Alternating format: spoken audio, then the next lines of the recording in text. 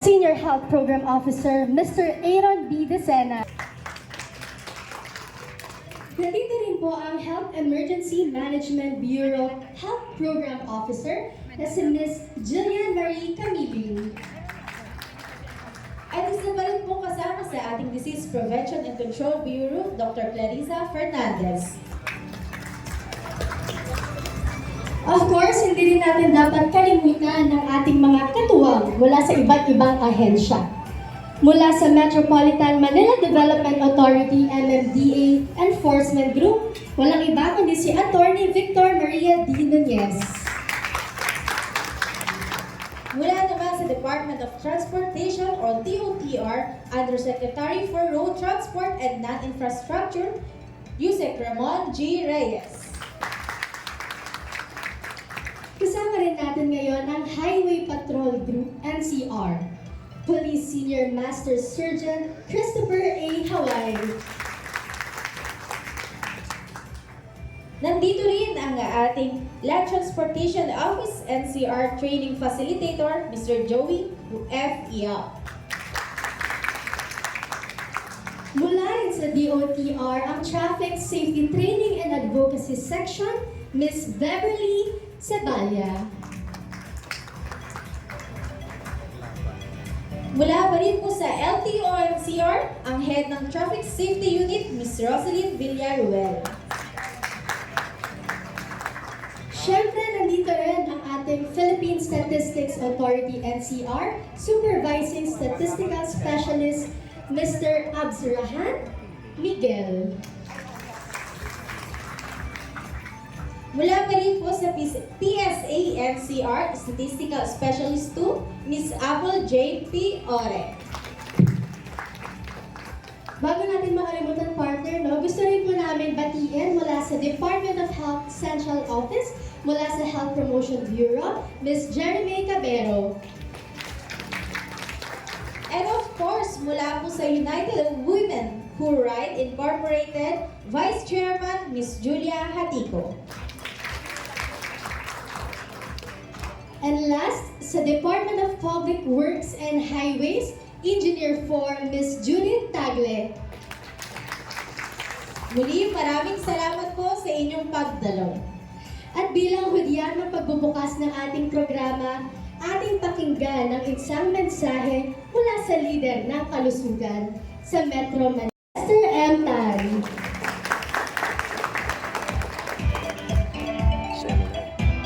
Po sa ating lahat. Yusek Ramon Reyes, maraming salamat po sa pagdalo sa aming activity na ito. Police Senior Master Sergeant Christopher Haway, Miss Apple Jane Ore, Attorney Victor Nunez, Mr. Joey Yap, mga kasamahan sa Department of Health, mga road safety advocates at mga lahat ng participants po na nandito. Again, isang malusog na araw po sa ating lahat. Una po sa lahat, sa ngalan po ng aming kalihim na si Secretary Teodoro J. Rebosa at ang buong Department of Health, Metro Manila, pinapabot po namin ang aming taos-pusong pasasalamat sa inyong presensya ngayong araw para sa isang makabuluhang aktibidad na Driving Change Road Safety Advocacy Forum. Natutuwa po kami lahat na makapiling kayo ngayon sa sektor ng transportasyon at iba pa nating partner stakeholders na nagtataguyod ng malusog, ligtas at epektibong transportasyon para sa lahat. Sadya pong napapanahon ang talakayan ngayong araw na kasabay rin po ng ating paggunita ng Road Safety Month. Batid po natin araw-araw, laman ng mga balita, mga pangyayari sa kalsada, mga road crash, mga road rage, mga mechanical error ng isang sasakyan or even irresponsibleng paggamit ng sasakyan o sa kalsada, mga bugso ng damdamin at iba pang mga dahilan na nakakaapekto ng marami sa mga gumagamit ng lansangan. Nakakalungkot pong isipin na karamihan po sa mga pangyayaring ito ang nagdudulot ng pagkawala ng buhay, pinsala at mga pagkawasak ng mga pangarap. Hindi na po natin dapat hintayin na maranasan ng mga ito bago tayo kumilos. Maiiwasan sana ang mga ganitong insidente kung may sapat na kaalaman, edukasyon, maayos na infrastruktura at pagiging responsable ng bawat isa sa paggamit ng daan. Batay po sa World Health Organization Global Status on Road Safety, umaabot po sa mahigit 1 milyong katao sa buong mundo ang nasasawi dulot ng road traffic. Sa Pilipinas po, ayon sa record ng Philippine Statistics Authority, at may presentation po mamaya, no? Aabot sa mga 11,000 po, 11,000 ang nasawi noong 2021 dahil sa road traffic. Isa ito sa mga pangunahing dahilan ng pagkamatay ng mga bata sa bansa at kabilang rin sa mga vulnerable or madalas na biktima ng traffic incidents ay ang mga pedestrians, motorcyclists at cyclists. Kaya po sa forum na ito ngayong araw, ating pag-uusapan ang mahakbang upang masiguro ang mas ligtas na kalsada para sa lahat. Hindi lamang ng mga driver, pati na rin ng mga pedestrian, mga commuter, at bawat miyembro ng komunidad. Nais po nating palawakin ang kaalaman ng bawat isa sa mga tamang kaugalian at regulasyon sa kalsada. Pagsunod sa tamang bilis ng mga sasakyan at pagtutok sa kalagayan ng ating mga sasakyan. Gayun din, bahagi po ng ating talakayan ang Via Healthy na nagdalayong gawing mas ligtas at mas maayos ang biyahe ng bawat isa kasabay ang pagsusulong at pangangalaga ng kalusugan. Isa po ang road safety sa mga binibigyang pansin o isa sa mga priority areas ng aming kagawaran sa kalusugan sa ilalim ng Violence and Injury Prevention na nakapaloob po sa 7 Healthy Habits ng Health Promotion Framework Strategy na layong mapababa ang bilang ng road traffic deaths sa 35% pagsapit ng taong 2028. Higit sa lahat, layunin po natin na pagtibayin ang pagtutulungan ng bawat sektor, kaya nandito po tayong lahat. Dahil hindi lamang responsibilidad ng iisa o iilang ahensya ng pamahalaan ang kaligtasan sa lansangan, kundi ito po ay isang kolektibong pananagutan ng lahat. Inaasahan po natin na magiging makabuluhan ang diskusyon ngayong araw. Naway maghatid po ito ng inspirasyon sa bawat participant upang ipatupad ang mga napag-uusapan sa kani-kaniyang komunidad. Sama-sama po nating isulong ang mas ligtas, mas maayos at mas responsableng paggamit ng kalsada. Dahil sa bagong Pilipinas, bawat buhay mahalaga. Maraming salamat po at mabuhay tayong lahat. To deaths were 12,799. So in 2020 po, there was a slight decrease in total deaths of 613,936 and a drop in transport-related deaths to 8,787. Likely influenced po ito by strict lockdowns and unlimited mobility due to the COVID-19 pandemics. So by 2021, total deaths spiked to 879,429, possibly po due to the pandemic's peak. Next po. So the number of deaths due to transport accident naman po by age group.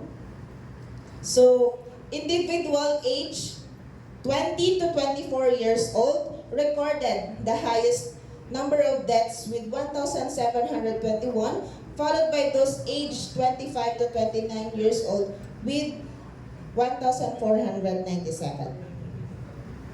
Then let's go down naman po sa death statistics due to land transport accidents.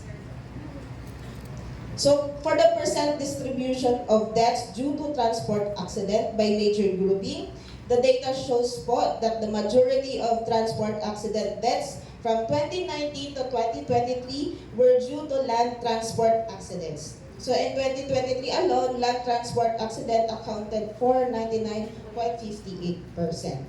So, if we take a closer look po, next po. So, kung i-zoom in natin yung pinakataas ng bar chart natin, so ito po yung mga remaining percent distribution of other accident types. So, in 2023 po, water transport accidents accounted for 0.26%, and air and space transport accidents make up of 0.12%, and other transport activities comprise of 0.5% of the total deaths due to transport accidents. Cases, ang motorcycle, seconded by the pedestrian. So, ayan po. Next po, ito po yung mga insights natin na makuha din sa comparison. No? For motorcycles, it accounts for the majority of road traffic or road crash injuries with 63% from the omis. No? Next po is motorcycles pa rin, contributed for the most fatalities with 1,600 plus registered deaths from the PSA. Next po, yun pa rin, for motorcycles, 187 days or disability adjusted life years per 100,000 population.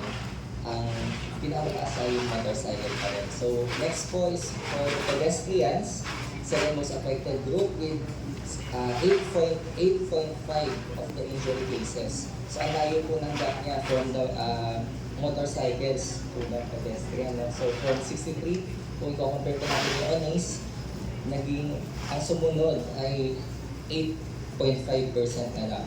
Action plan. Ano rin ba ang mga pillars nito? Particular na ang pillar 1 ay ang road safety management na nakatuon sa pagpapatatag ng institutional capacity for roads. Magiging moderator ngayong umaga.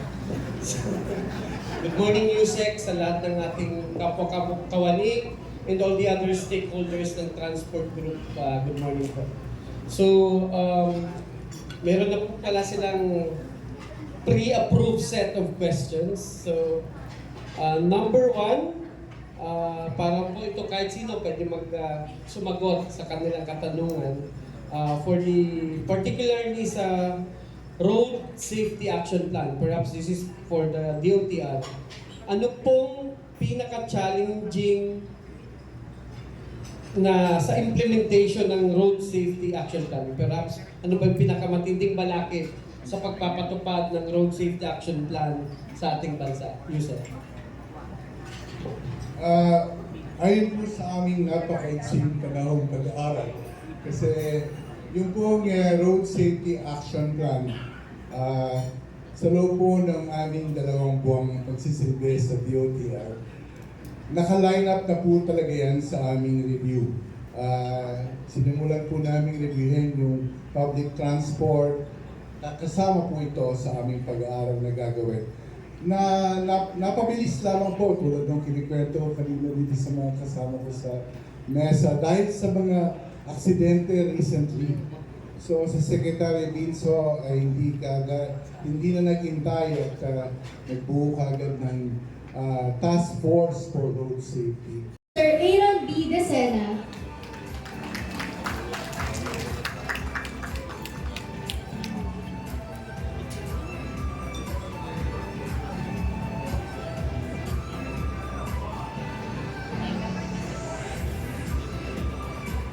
Of course, last but definitely not the least, we are hereby presenting the Certificate of Appreciation.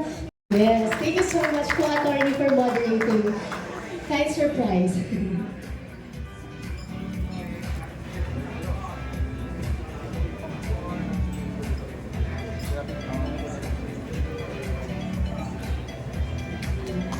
Muli, maraming salamat po.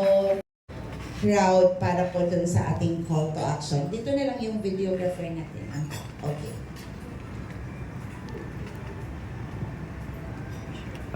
Commitment, guys. Okay, sige. In 3, Para sa road 2, safety. 1, disiplina sa kalsada, kaligtasan ng bawat isa. Isa pa daw po. Okay, sorry, pasensya na po. Ayan. Lights po sa likod. Thank you. Ayan. Okay na ng lighting. Alright. Okay. Sorry. Okay. Sa gilid daw po and the sides, please compress tayo sa gitna. Meron pa dito po sa gitna ng spaces. Thank you. Alright. Okay. So in 3, 2, disiplina sa kalsada, kaligtasan ng bawat isa.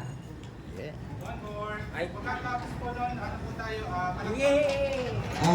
sige. Ulit, muli, final na po talaga. Okay. Disiplina sa kalsada, kaligtasan ng bawat isa. Thank you, at maraming salamat. Ay,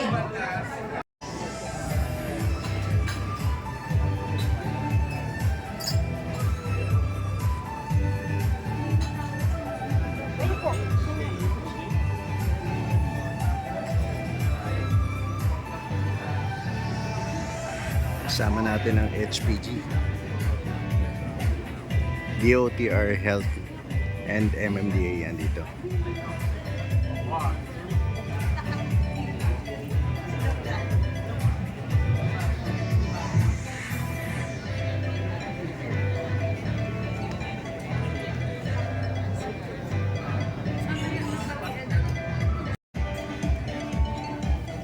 Okay. Dito tayo ngayon sa Hive Hotel, Quezon City.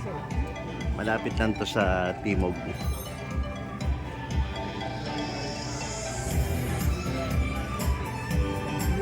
Ayan, daming participants from iba't ibang sector. Gusto ko yung mga ginawa mo. Yung mga kasama ko, mga representative ng Mandaluyong.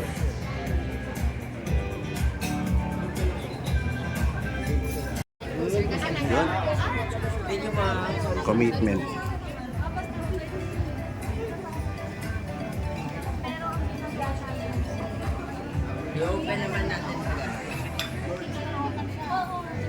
Okay, so on behalf of our regional director no, sa LTO's National Capital Region, Rox Bersosa, so ako po ang pinapunta niya po dito para mag-report po yung mga accomplishment po namin na ginagawa po namin sa LTO NCR. No? Okay, so ito po, so driving growth signal po kasi forum natin.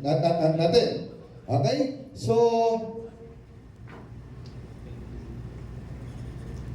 focus po natin sa tatlong pela. So, yung number 2, number 3, and number 4. So, dito po sa number 2,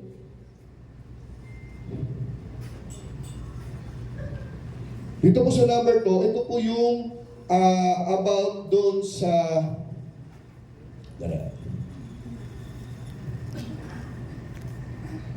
yung strap po natin.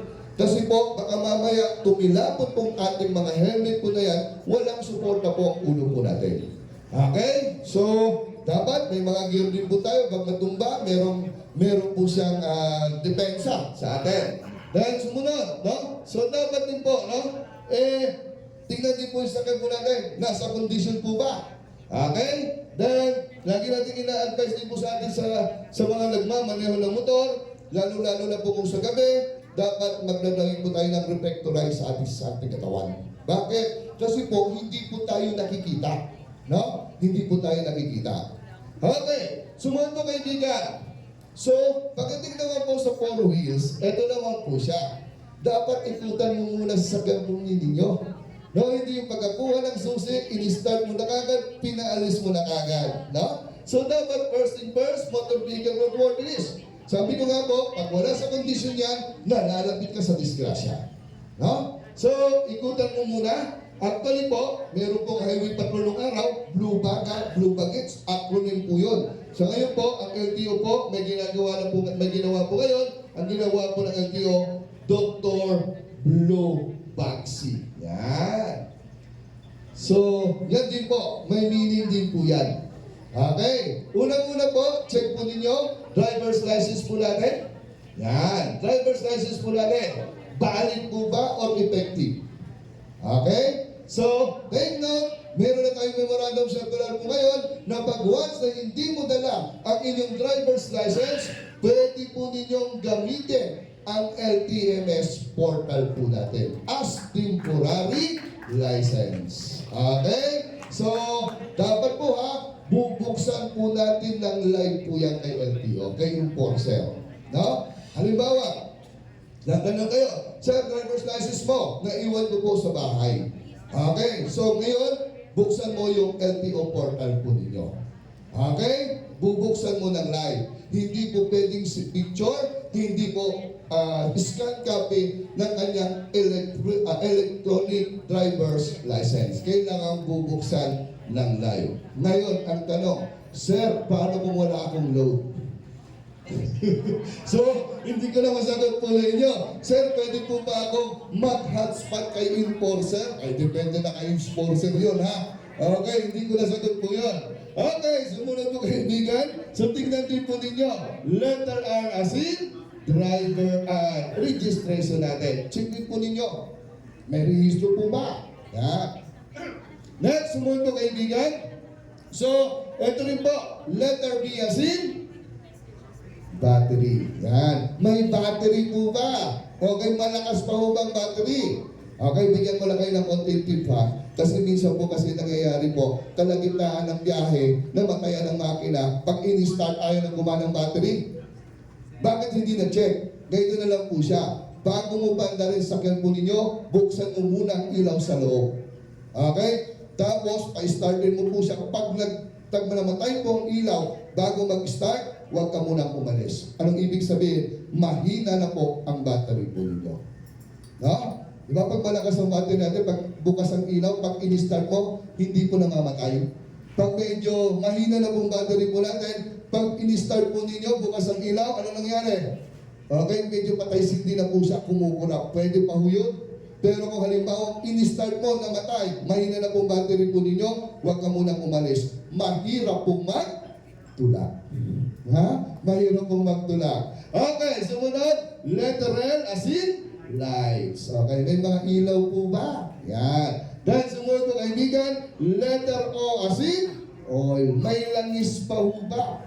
Then sumunod po kaibigan, W as in water. May tubig pa po ba? So baka mamaya mag-overhead po tayo. Next, sumunod po kaibigan, letter B as in brakes. May preno pa po ba?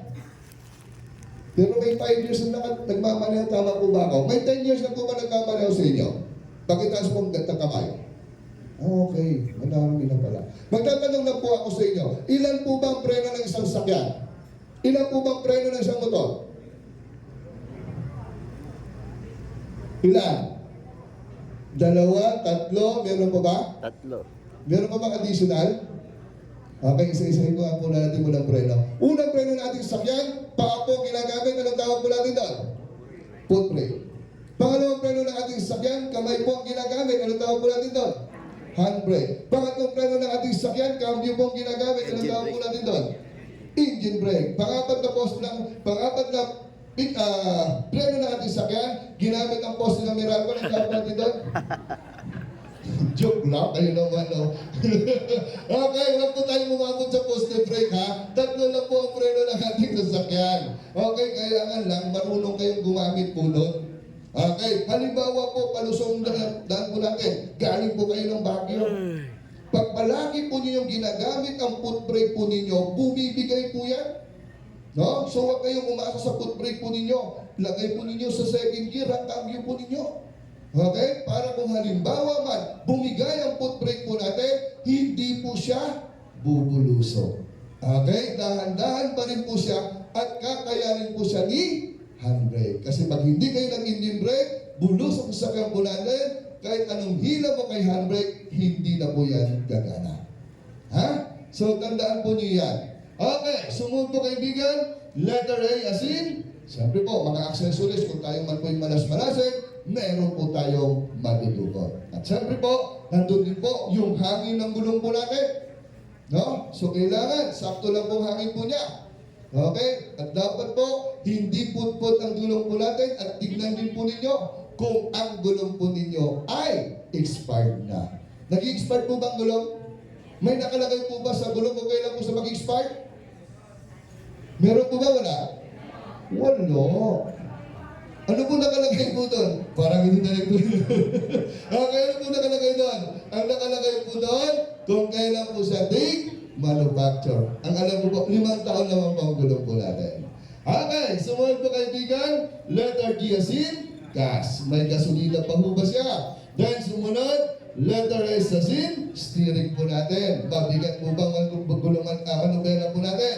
So take note ha, pag hawak po tayo manubela, pag 4 wheels po siya, dapat 9 o'clock saka 3 o'clock. Or 10 o'clock saka 2 o'clock. No? Dapat dalawang kamay. Kasi po, may mga makikita po tayo, may lubak na madadaanan. Pag mahina pong ang hawak po ninyo sa manubela po ninyo, automatic po yan, mabibitawan po natin, disgrasya po tayo. Okay? Diyan ka nakahuli po kaibigan, tanong mo po ang sarili mo. Okay, I'm safe po ba? Okay, so yan ang pong gamitin po natin bago po tayo magmaneho, no? Para at least, mas-safe po tayo pagdating sa kalye. Okay, next sumunod po kaibigan. So, ano po ba ang batas na pinapatupad ng LTO? Ito po yung Republic Act 4136, no? Ang ibig sabihin po niyan, the Land Transportation and Traffic Code, no? Ng Pilipinas. So yan po, ang batas po natin pagdating po sa kalye. Okay, sumunod po kaibigan. So, kami po, no? Umiikot din po ng buong Metro Manila. Nagkakandak po kami ng road safety, no? Noong araw po, ang ginagawa po namin, as per request lang, pumupunta kami. Pero ngayon po, no, tinutusan na po kami ng director po namin. Mag-proactive po kayo. Bakit? Ang ginagawa po ngayon namin, kami na po tumatawag sa mga kumpanya. Sir, ma'am, baka gusto niyo magkaroon ng road safety training. Pupunta po kami dyan.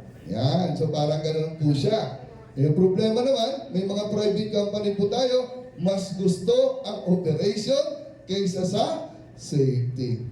Sir, busy ang mga tao No, ganun din po tayo sa sakyan po natin. Minsan gusto mo magtipid sa gulumpon nyo, pero, pwede pa yan. Paano kung sumabog? Di ba? So parang ganun din po siya. So, yung po, marami po tayong tinuturuan ng road safety. So, bukod government, private, no? Nagtuturo tayo. At pumupunta rin kami sa mga eskwelahan nga. So, sa mga senior high, pumupunta kami. Sa mga TODA, yung sa mga bata na gumagamit ng mga kalye po natin, nagtuturo rin po tayo dyan. So, yan po yung record na ginagawa po natin. PNP Traffic Management Group simula 2001 na may malawak na karanasan sa traffic law enforcement, incident management, at road safety education. Marami na siyang naituro sa iba't ibang ahensya tulad ng PNP units, armed forces, mga transport groups, at mga security agencies. Itong speaker din natin na ito, sinamahan talaga tayo simula umaga pa lang. Sir, maraming salamat po sa pagbibigay ng iyong oras. Kaya naman, bigyan natin ng isang mainit na pagtanggap, Police Senior Master Sergeant Christopher A. Haway.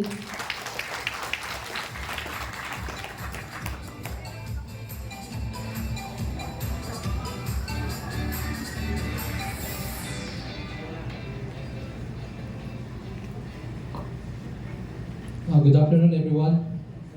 So, to Sir Lester M. Tan, the Regional Director for DOH-NCR, and also the organizers of this event, distinguished guests and speakers, and participants from LGU, and other riders and drivers organization who are present today. So, in behalf of my Director of the Highway Patrol Group, Police Brigadier General Elisar P. Mata, and also my Regional Highway Patrol Unit, National Capital Region, Police Colonel Joel B. Hukutan. I would like to extend our gratitude for giving us opportunity to participate in this kind of event, particularly this Road Safety Advocacy Forum. So, on the part of the Highway Patrol Group, how do we strengthen road safety strategies, particularly in the National Capital Region? So, all of the na-discuss na, no, halos lahat dito sa ating forum. So, I would like to take your attention to enforcement aspect of this forum. For all you know, the Highway Patrol Group is strengthening our traffic law enforcement through traffic direction and control, and also issuing traffic citation ticket. So, I would not go through the statistics because I do not have it now, but rest assured that your highway patrol group as a guardian of the highways is strictly enforcing our traffic laws. So kapag kami po kada buwan meron po kaming collection of all information na issue namin na traffic citation ticket. Yung naipakita na po ng other presenter, si Sir Yap, so nakita niyo naman mga kada buwan, meron po kaming mga more or less 400 traffic violators na aming natikita. So, bakit ganun? Kasi we would want to have a more disciplined riders and drivers. So, yun po yun ang gusto namin i-promote. And also, kapag you are dealing with the Highway Patrol Group, we mean business. Kung ano yung ticket mo, yun ang i-issue namin sa iyo. We do not favor anybody because of status in life, but we enforce the law or traffic law strictly. So yun yung number one. And then we have the number two, we post personnel to all parts of our roadways that has been notorious, for example, in road crash incidents.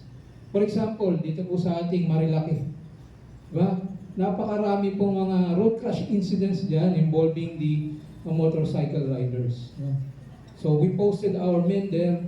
So na-enforce naman natin yung traffic laws at manmanan natin yung lugar na yon at wala na gaanong reported sa ating mga Facebook account. Hindi na nagre-release yan, hindi na nakita. Wala na pong gaano because of yung mga nag-viral na events dito sa Marilaki.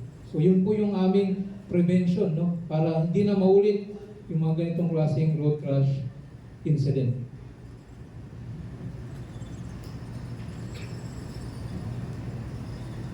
Nasaan na po kaya sila ngayon? Ang tanong, yung ating mga riders na alam niyo naman, na tawag natin is kamote. Lumipat na po sila. Nasaan na sila? Nasa DRT na highway. Saan po ba yun? Sa Bulacan. Pero rest assured, hindi po namin titignan lang yan. Magpo-post din po kami ng mga tao namin dyan, yung aming Highway Patrol Group Bulacan PHPT. Para hulihin itong mga traffic violators ito at mga racer, sasabi natin sa ating kalsada. And then we also have the number 3, apprehension of traffic violations through traffic law enforcement. As I already said before, also we have validation on viral road rage incidents. So yung mga napapanood po natin involving motor vehicle, kahit ano po mga situations yon, lalo na yung mga road rage, iniimbestigahan po namin yan.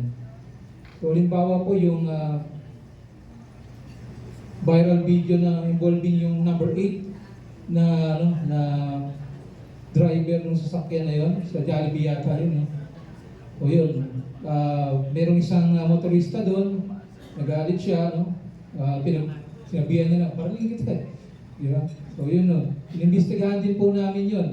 Nagsimula po yan yung aming pag-imbestiga ng mga viral videos nung nagkaroon po ng road crash incident dito sa Ortigas involving a security guard na bangga po siya nung isang motorista doon. So simula nun, tapos nagkaroon na ng maraming mga viral videos, lahat po yun ay naimbestigahan namin. And then yung mga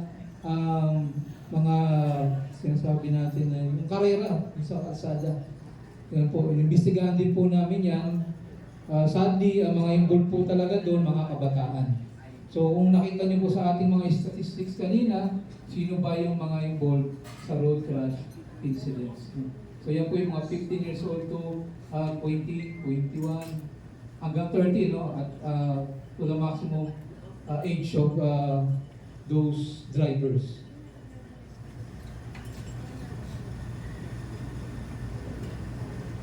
So, siguro that's it, yung on the part of the Highway Patrol Group. And also, kung meron man pong naimbestigahan kami doon sa road crash incident, hindi lang po namin yan tinutulugan, no? Nagpapile din po kami ng appropriate case against dun sa mga involved sa road rages. And also, we endorse with the LTO yung proper action naman on their part to probably cancel or revoke the driver's license of those involved in road crash incidents. And yun yung mga viral videos. So yun po yung on the part of High Patrol Group, rest assured that we will enforce our traffic law strictly. So wala po kaming dyan, wala pong, sabi nga nila, walang kaibigan, walang kakilala. So kapag may violation, titikitan po namin. Ano po yung ang gusto natin sabihin dyan? We would want to breed a disciplined driver. So wag po magagalit kapag natikitan. Pagpapakita po yun ng pagmamahal ng ating HPG na para sa ating mamamayan na to be extra careful next time. Kaya po, tinitikitan natin. Kasi kung kausapin natin na palalampasin lang natin yan, siguro sabihin lang, may kaibigan naman ako, meron naman taga patrol, siya nasasagot doon sa aking violation. So anong pinaparating natin niya sa ating mamamayan kapag ka ganun? Na ba may kakalala ko siya na ang bahalang sumagot sa traffic violation mo. Mapipre ka na to sa iyong mga violation. So anong ibig sabihin nun? We are doing the other thing. Tayo na ating nanay, tayo gumagamit lang po ng kalsadahan. At kung tayo pinanganak na habang sa kasalukuyan, tayo po ay road user pa din. At kung dadali na po tayo, pero matagal pa yun sa ating huling hantungan, pagdating ng araw, tayo ay road user pa rin. Tama po ba? No? So sa lahat ng pagkakataon, habang tayo nabubuhay, tayo ay gagawa ng pamamaraan upang maging ligtas, maging maayos ang ating kalsadahan para sa lahat ng gumagamit ng kalsada or road user. No? So, sabi nga ni Ma'am kanina na nag-introduce no, yung MC na this topic is very timely, alam naman natin, no? Diba? So tell me, bakit Okay, summary ng ng seminar with regards sa safety, road safety. Pero importante nun una dapat sa role ng DPWH na mag-guarantee nila na safe yung mga roads. Kasi minsan kahit anong ingat natin, lalo na ngayon tag-ulan, no? Maraming mga mahukay. Minsan pag madilim, hindi natin mapansin kung gaano kalalim yung hukay na yan dahil may tubig. Second, pagkabasa, madulas yung mga ginawa nila, yung mga may bakal, mga drainage, may bakal sa gilid dyan. Kaya ingat tayo. Okay, thank you sa DOH dahil sa seminar. At may mga natutunan pa rin tayo kahit matagal na tayong nagmamaneho. And sa Mandaluyong Federation, na Pres Rodney, sa Mayor's Office ng Mandaluyong, and sa nag-invite din sa akin, si Konsehal Alex Santos, thank you. Maraming salamat po. Iwas tayo sa pagiging kamote. Maging responsable tayo. Hindi lang para sa atin, para sa ibang tao rin. Okay? Lalong-lalo na para sa family natin. Lagi, pag nagdadrive tayo, maging pasensyoso tayo. And, syempre, maging safe. Okay? Thank you guys.